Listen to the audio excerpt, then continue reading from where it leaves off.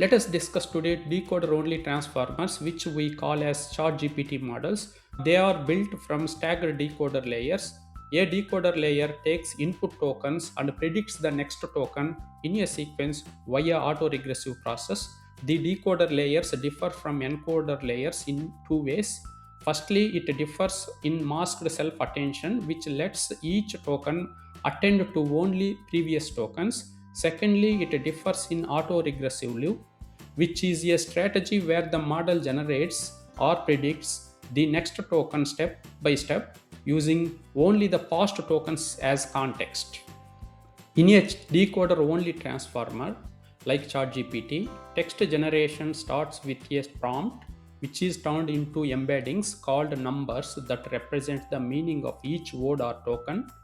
These embeddings go through decoder layers where masked self-attention lets each token look at only previous tokens, and a feed-forward network helps the model understand the context better. Residual connections and layer normalization keeps training stable and smooth. After the last layer, a linear output layer predicts the most likely next word. The predicted word is added to the input, and the model repeats this process in an auto-regressive loop. It is generating the text one word at a time, which is based on all previous generated words to maintain coherent and contextually relevant output. After decoder architecture explanation, we will focus on evolution of GPT-1 to GPT-4 architectural comparison, then comparison between encoder-only operations versus decoder-only operations. Followed by, we will discuss encoder-decoder models, then applications of all three types of LLM models. Please subscribe, like, and comment for more technical videos. Let us discuss evolution of GPT architectures. The diagram traces the operational enhancements of four key transformer components across the GPT generations from GPT-1 to GPT-4.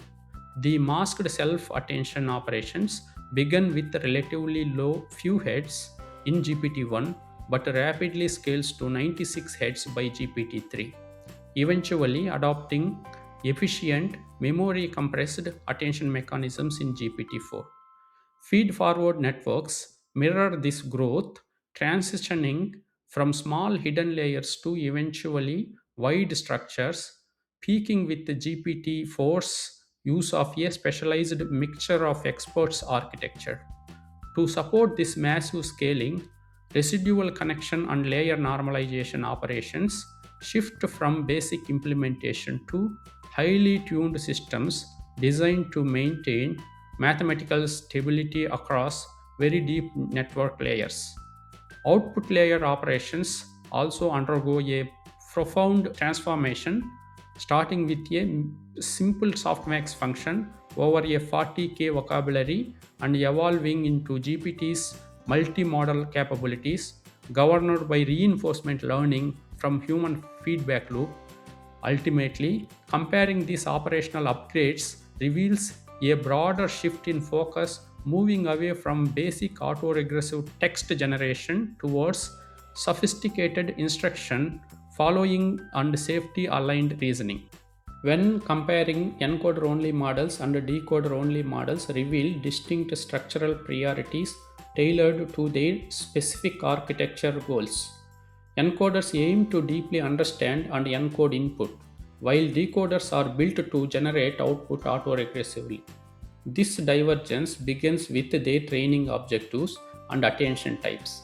Encoders are masked language models coupled with bidirectional attention to analyze both preceding and succeeding words, whereas decoders rely on next token prediction guided by casual left to right attention. Consequently, their context access differs significantly, with encoders processing the entire sequence simultaneously and decoder restricts to seeing only previous generated tokens. These internal mechanics directly influence their output style, leading encoders to produce static fixed vector representations of a text while decoders output dynamic sequence of text one token at a time. Finally, Encoder-only example models like Google's BERT, ideal for analytical tasks like classification, search, and retrieval, while decoder-only example models like OpenAI's GPT-3 and GPT-4 dominate generative applications such as chatbots, text generation, and code completion. So far, we have discussed either encoder only models or decoder only models and their comparisons. Let us discuss a comprehensive overview of encoder decoder models, which are specifically designed to translate one sequence of data into another for tasks like translation and summarization. The architecture works by taking an input sequence, such as a phrase in German, and passing it through an encoder stack to create a foundational memory representation. The encoder achieves this by using BERT like architectures to build rich contextual embeddings. These encoded representations are then fed into the decoder stack, which act as generative models. Using masked self attention, the decoder generates the final output sequence autoregressively, producing one token at a time based on the previously generated context.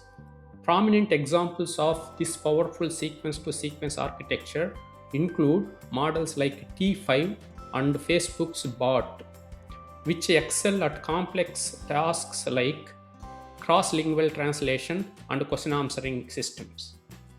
Finally, we can summarize and conclude three types of AI models and their applications. Encoder-only models like BERT are perfectly suited for classification and search retrieval because their bidirectional attention deeply analyzes the entire input to capture rich contextual relationships.